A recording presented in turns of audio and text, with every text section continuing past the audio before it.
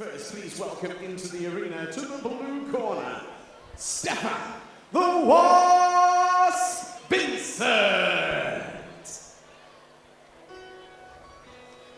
So like you mentioned, he's trained by David Caldwell, accomplished fighter.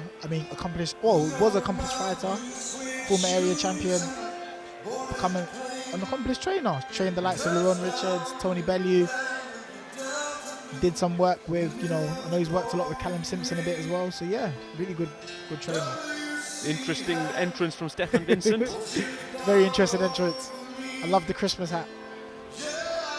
Very festive. He's got like a little leprechaun or a Grinch with him as well. Very notable opponents include Archie Sharp and Reese Mode. Reese Mode, who challenged for the British title against Lee Wood. Archie Sharp, who's WBO European champion. He went the distance in both fights, so he's accomplished. Archie Sharp and Reese Mode are accomplished operators. He's also boxed Joe Howarth, who was on the zone earlier in the week. When cool. Please now welcome into the arena to the red he's corner, experienced and knows his way around the ring, but child, he's up against the Wild Child. Decorated amateur, 6-time national champ, 2-time European Games medalist, so yeah. He's got 2 stoppages in his 3 wins so far as well. Yeah. Can't lie and say I love the entrance music. It's a classic. Great entrance music.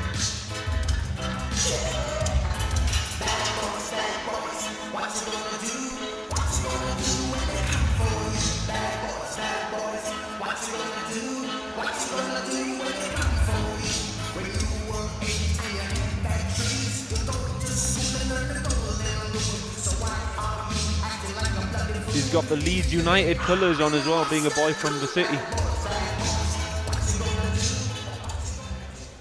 It'll be interesting to see, how he fares today. Obviously, Hope Price, very accomplished fighter. I wonder if it's always a bit of pressure when you come from a good fighting family. This bout sanctioned by the British Boxing Board of Control. Their supervisor here at ringside, Mr. Tony Hedges. Our timekeeper of the bell for this bout, Mr. Jason Booth. And our referee in charge of the action, third man in the ring, Mr. Reese Carter. So introducing to you first, standing in and boxing out of the blue corner. His official weight on the scales, 10 stone, 7 pounds. He is an experienced international boxer wearing the black and yellow shorts from Dorset, presenting Stefan, the Wasp Vincent. I love their ring names here. We have the Wasp. Wild Child. And he fits with the black and gold yellow gloves. Tonight, he enters the ring with a perfect professional record. 3 victories, 2 coming within the distance. Tonight, wearing the colors of Leeds, white, blue, and yellow. From Leeds, presenting the Wild Child, Ellis Price. So, curious to Our see. referee, Mr. Reese Carter, to give his final instructions. Professionals know the rules, keep it clean, listen to me, and defend yourself at all times. Good luck, lads. Shake hands.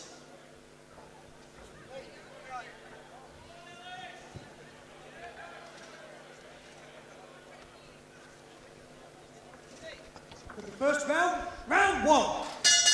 So we get round 1 underway. We've got Ellis Price boxing out of the red corner in the blue and white shorts, the gold tassels. We saw just before the fight he had the rosary around his neck and made the sign of the cross, so clearly a man of faith. He has the Bible scripture on the back of his shorts, Romans 8:18. Yeah, so interestingly, I was with Ellis when he was doing his boxing medical, and I was speaking to his father, and he's from travelling Backstock, and as you know, that's a really religious community anyway. Of course. He's an orthodox fighter. His brother Hopi is southpaw, and he looks as if he's a lot heavier than Hopi, and he seems to be carrying more power and it seems to sit down more in his shots, whereas Hopi seems to be more of an elusive boxer when you watch him. It'll be good to see how he shapes up. For anyone at home watching this live stream, wondering what the verse means on the back of Ellis's shorts. So Romans 8:18 actually says, "For I consider that the sufferings of this present time are not worthy to be compared to the glory that is revealed in us." So that's a wonderful verse to have on the back of his shorts, and probably tells you a bit about the character or his personality in terms of why he selected that verse. So be interesting to see how he shapes up, but he's got an amazing trainer in his corner and comes from an amazing boxing family. So yeah. If anyone was going to notice that on the back of his shorts, it would be the punching preacher himself. No comment. I plead the fifth. But so far impressed with the man in the opposite corner, boxing out the blue corner, Stefan Vincent, who's boxing out of Dorset, known as the Wasp, matched with the black shorts and gold trim with the yellow gloves, and he is circling around the ring like a wasp would, so the nickname suits. Let's see if he's got a bit of sting to back that up. Agreed. Price is looking, whoa, some hellacious body shots right now. Landed one left to the body, one right to the body. Highly decorated amateur Price, 6 times national champion, 2 times European Games medalist at youth level, and he's turned over pro at a young age because he's 22 at the minute, so that would give him an ample time as a pro. But again, as you say, mileage on the clock, that's what it's all about. 100%. There's some guys that turn over from a young age amateur, but they've had long, illustrious amateur careers, hundreds of amateur fights, and you don't know what their mileage is like. They might be high mileage if they've been in a lot of wars. So look at Sam Eggington. Sam Eggington is probably one of the youngest fighters who's had a lot of mileage quite early on. So I think mileage is very important, and some of the older fighters like your Terence Crawford, your Usyks, are proven that mileage is important. So yeah, good first round.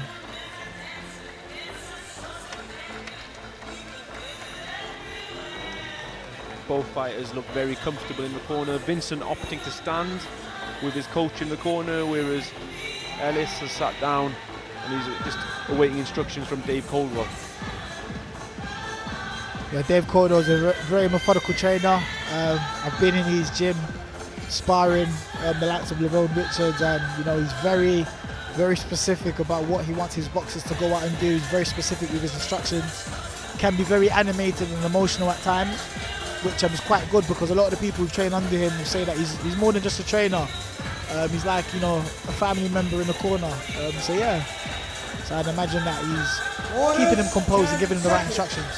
He's done nearly every role in boxing as well as he did. He boxed pro himself. He's been a trainer. He's been a manager. He's been a promoter. Yep. He actually, I remember my first memories of Dave Coldwell was watching one of my favourite boxers, David Hay, and seeing Coldwell was in the Hay camp as well. So yeah, very accomplished. I love the Haymaker. Yeah, I'm a big fan of the Haymaker as well. He had some next level power.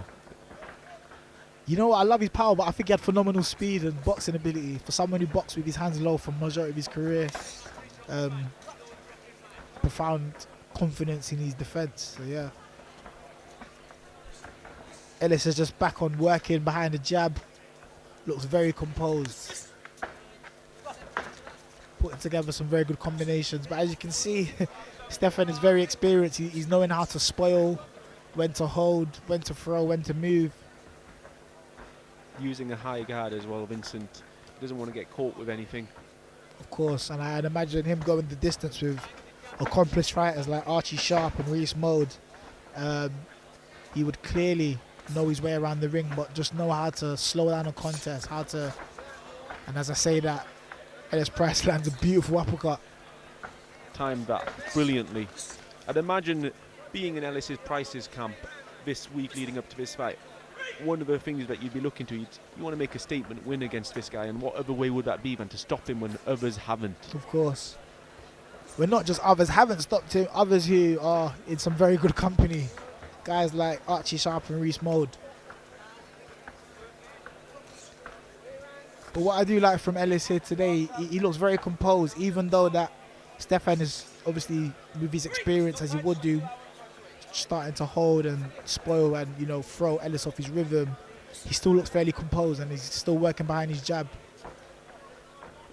thing with Ellis Price as well, you can see the experience from the amateur days. The minute that Vincent is tying him up, he's working on the inside, which is you don't often see with fighters this early into their pro career. 100%. And I think, you know what, amateur experience, if there's anything we've learned is that amateur experience is great if you can convert it into the pro game properly. And I think having the right pro trainer, so someone like Dave Calder, I'm sure would be drilling things in the gym in making sure that he does convert that experience, amateur experience, to translate well into the pro game, because there are a lot of amateurs, decorated amateurs, whose experience didn't translate well into the pro game, you know. Yeah, and we can name many of them, but Yeah. those at home will know who we're on about. But sometimes people stay in the amateurs too long. Too long, yeah. And to be fair, let's be honest, you know, I like in an amateur fight like a 400-meter sprint. You know, it's a different discipline when you get to the pros. I think the pros are like more like a 1500 race. Two different types of race that require different set of skills. So you get punched hard in the amateurs and you're getting a standing 8 count. yeah. It's a very different sort of punch that you're getting hit with in the pros. You don't even have to get punched hard. You just have to make it. The shot has to look good enough that your head is knocked back, and that's a count already. Yeah. But impressive Ellis tonight. You think he's boxed well in the first 2 rounds. I think Stefan was making it a bit more difficult for Ellis in that second round, holding, trying to stop Ellis from working. But Ellis seemed to, so far, be coming through the test that Stefan is presenting. It is difficult because he's come Orders, up against a guy who wants to smother him. And it's hard to look good against those guys, but Ellis Seconds is out. still looking quite polished. I agree. Round 3. Very hard to look good against someone who's obviously coming to spoil, and especially with some of these journeymen, with all greatest respect to them, they probably have 3, 4, 5 fights lined up in a row. They don't want us. They need to see the last bell, so they don't get an automatic suspension from the board, which will stop them from earning money. So I understand why. Yeah, it's a job to them. 100%. And to the untrained eye who doesn't quite understand boxing, how it works, you look at some journeyman, like, if you're one of the best journeyman like Jordan Granham, who was an amateur champion, has uncountable losses, but has only been stopped like 3 times. And I think explaining to someone the level of defensive skill and ability that you need to be able to do that. Jordan Granham was on a YouTube video that went viral in the week. Yeah. Talking about that. And it's mad to think that an ABA champion has gone in the away corner, and most people will look at his record and not realise that as an amateur he was one of the best in the country. Yeah, I think he was 28 fights unbeaten. I think he only lost 2 or 3 amateur fights. But it just tells you the state of professional boxing. It's a business, unfortunately, and you can have all the ability in the ring, but when it comes to, fighting in the home corner, you're going to have to be able to sell tickets and all that stuff. So, but Jordan Granham, if you look at his record, he has taken quite a few old records. He's got the win quite a few times, and with a journeyman as an art to it, you can't be too good because the phone won't ring, but you can't not be that good, because then you won't make the opponent look good. You have to be a bit balanced. So yeah, and I think he's very experienced and probably one of the best ones out there. But that just highlights the importance of ticket sales in boxing. Like Jordan Granham couldn't sell tickets to more than 3 people, he mentioned.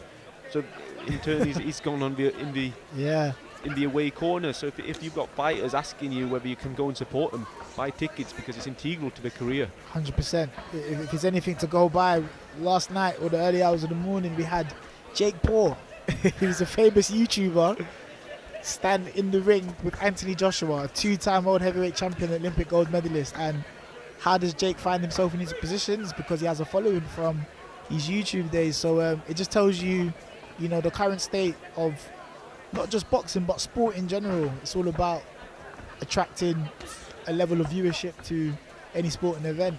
So if that's anything to go by, support your local fighters. Yeah, absolutely. And just to highlight, like Jake Paul has been, he's no mug. He's been training in boxing for 4 or 5 years with no other distractions. But Yeah, I I would agree. imagine our 2 heavyweights on the show earlier on would have given Jake Paul a competitive fight. Yeah, I agree. To be fair, I give him all the props in the world. I give props to anyone who steps in the ring. I think for the fact of, I didn't watch the whole fight because I fell asleep, but for the fact that he got in there in the first place, and the times he was knocked down, which I saw from the highlights, he got up. Kudos to anyone who gets in the ring, you know. He doesn't need to. He doesn't need the money. Yeah. Well, we all need money. I'm sure he'd love to make a bit more, but he's comfortable. So I appreciate the fact that he's really taken to the sport and dedicated himself to it. And yeah, well done. That should be highlighted, and he should be praised for that, regardless of the result. One thing I will say with that is, lots of people will say, "Oh yeah, I'll get in the ring for 50 million." You know, give me 50 million, get in the ring. Let me ask you that question 10 minutes before you go out in the changing room, whether you'd still do it against a heavyweight like Anthony Joshua. Listen, 50 million is life-changing money. I'd definitely take it. We would, because we've been in there. Yeah. But your average armchair fan might not feel the same when they've got someone ready to concuss you. I'm not sure who's listening. Could be an MVP Promotions representative, but I'd do it for less. I won't say a lot less. Don't want to sell myself short, but listen, at the end of the day, you know, as boxers, we step into the gym every day. We don't know. It could be our last session. It could be our last fight. It could be our last round. So we're prize fighters at the end of the day. So I fully understand boxers taking fights if it means, you know, securing their futures or having something to show for it in terms of monetary gain. I would never look down on that, and I understand why. I think that we're going to see Price now go for the stoppage. Yeah. Price has looked really well today. Looked really good this evening. Boxing now in the 4th round, and I think so far he's banked every round. Against a difficult operator in Vincent as well, who is tying him up quite a lot. Yeah, he is. But I think just how Stefan has been tying him up and trying to spoil his work and distract his rhythm, I think is testament to Ellis's ability. And I think Stefan, who's very experienced, his facial expressions have shown today that, okay, this is going to be a more tough night at the office. Yeah, he's come in and he's early on respected Ellis Price's skill. I'm really impressed by Price's stance and balance. His footwork is really, really good. I agree. Boxed really well today.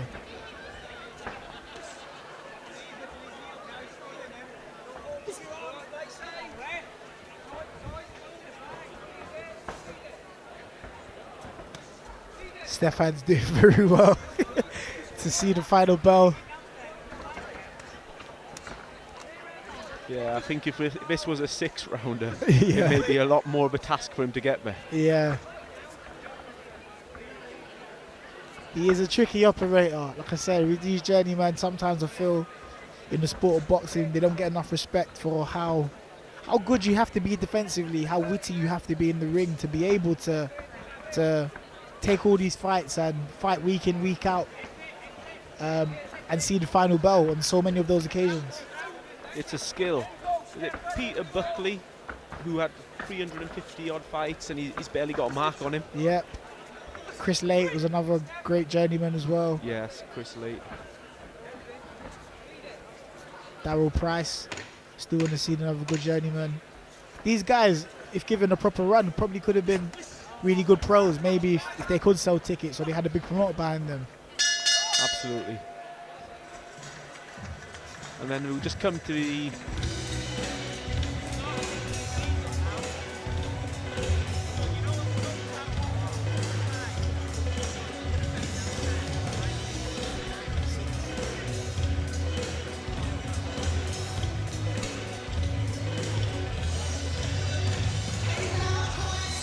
The MC has just informed me that this is a 6-rounder, but the documentation in front of us says it's a 4-rounder, so apologies to those at home that we told you that's the last round. So we actually are going into round 5 of what is a 6-round contest.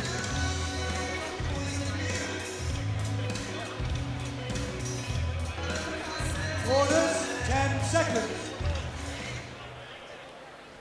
Seconds out. So Vincent does have another 2 rounds he needs to survive. Yeah, he does. We're underway now in the 5th round of a 6-round contest, not a 4-round contest.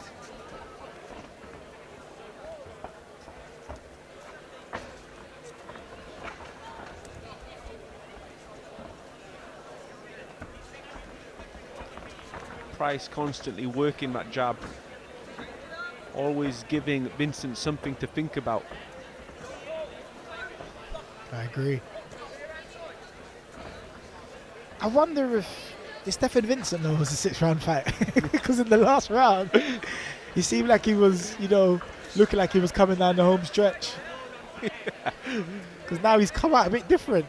So yeah. That's not the surprise he would have wanted, is it? Probably not. When he went back to the corner and his corner told him that, no, it's a 6-rounder.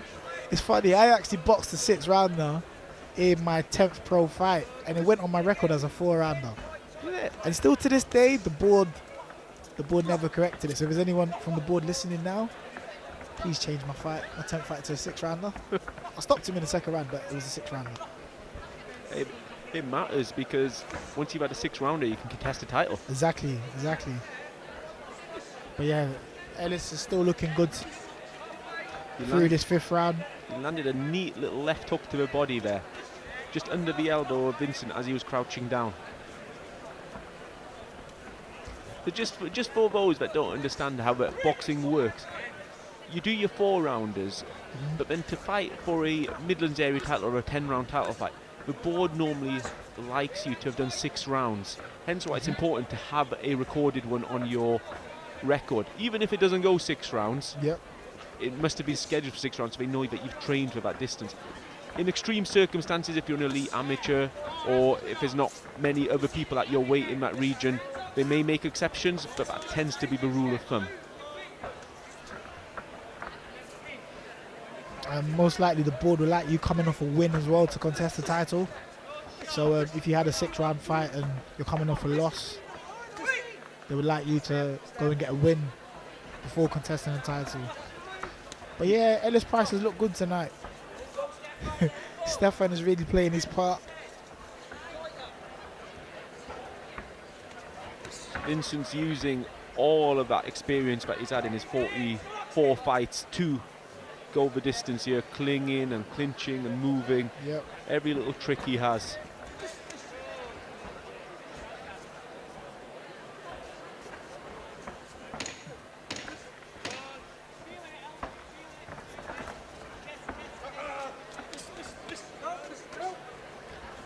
The thing not many people realise with journeymen, whilst they love to get paid, a lot of them have little goals that they have as well, like winning so many fights. So Yeah. a lot of them aim for that 100. That round from Price was a really good round, where he got a pat of acknowledgement from Vincent as he went back to the corner. Almost in frustration that Price had such a good round. Yeah. I think so far it'll be safe to say that I think Price is probably 5 rounds to the good going into the final 6th and final round in this contest. But I think it's presenting a good learning experience for Ellis, because Stefan is experienced, and look at him standing there, not even needed a remainder of the 1-minute rest. He's ready to go, and he's done well to hold, to spoil, to disrupt Ellis's rhythm as much as he can. Seconds out. For the 6th and final Stefan was round. ready to go there with 30 seconds to spare. And you see Stefan smiling as he touches gloves for the 6th round. Almost on a level of respect, as he's been in there with some good operators, so he would be in the best position to know a good operator when he sees one. And he's clearly seeing one in, Price. Almost playful in terms of how he's offering respect. That Price, as you'd expect with someone with his pedigree in the amateurs, strictly business at this stage, and he'll keep the pleasantries till after the last bell. Of course, and so we should. I think back to a famous fight I was watching the other day, Floyd Mayweather and Victor Ortiz. Oh, the headbutt. After the infamous headbutt, and the referee says, away you go. Ortiz tries to almost apologetically say sorry and put his hand out, and Mayweather just continues boxing, and it's legal. So gotta be careful. I remember when I started boxing, coach always said, yeah, touch gloves, but protect yourself at all times, like the ref does say. So yeah. You remember the old amateur point scoring days? Right? Yeah. There was someone in a gym in Wales with me that used to score a point in the third round by going to touch gloves and then throwing a left hook. Oh, is it straight away? Every fight he did it. My first ever spar, I went to touch gloves and I was literally met with a massive left hook, and I learned from that day what protect yourself at all times really means.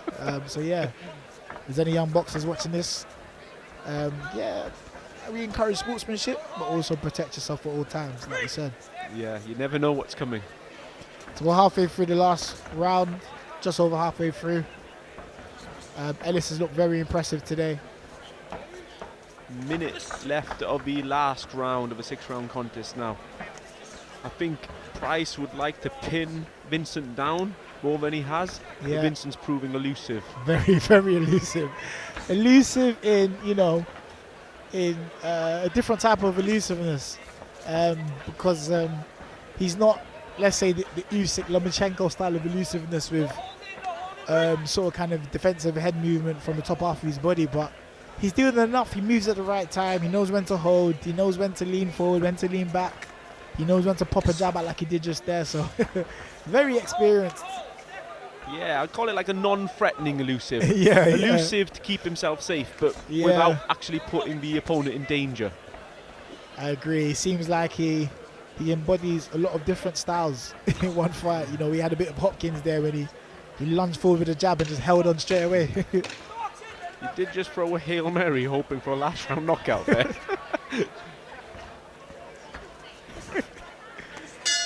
That's a victory for Vincent going the distance. Great contest. That was a great fight.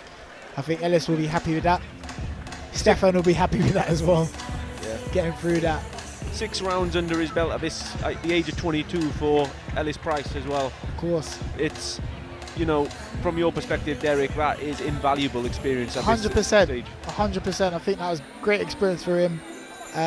You know, in this early stage of your career, it's about, number one, staying active, getting the right fights as well, and learning along the way. You know, you look at some pros you maybe didn't have.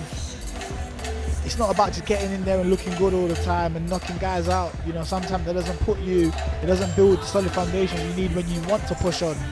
So fights like this will help him because it will give him that experience and be able to deal with different styles, not having it all your own way all the time. So yeah, really good. And Vincent now has got his Christmas hat back on, ready for the decision from MC Jonathan Millard. Ladies and gentlemen, distinguished guests, please show your appreciation for both boxers stood in the ring.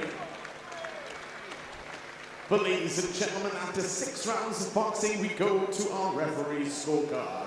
Our referee, Reese Carter, scores the contest 60-54 for your winner. From Leeds, the wild child, Ellis Price. Just as we expected, shutout performance there from Ellis Price. That was a good performance for him. I'm sure Dave Caldwell will be happy with that. But Dave Caldwell does come across as the man who's quite hard to please, so he would have high hopes and high standards for Ellis, so that would just be another day at the office. Yeah, he doesn't attach his name to people who aren't going places, Dave. Of course. And that comes from high expectations. You know, Tony Bellew, the McDonald brothers, are just a few that have been in the gym with him, and we know where they got to.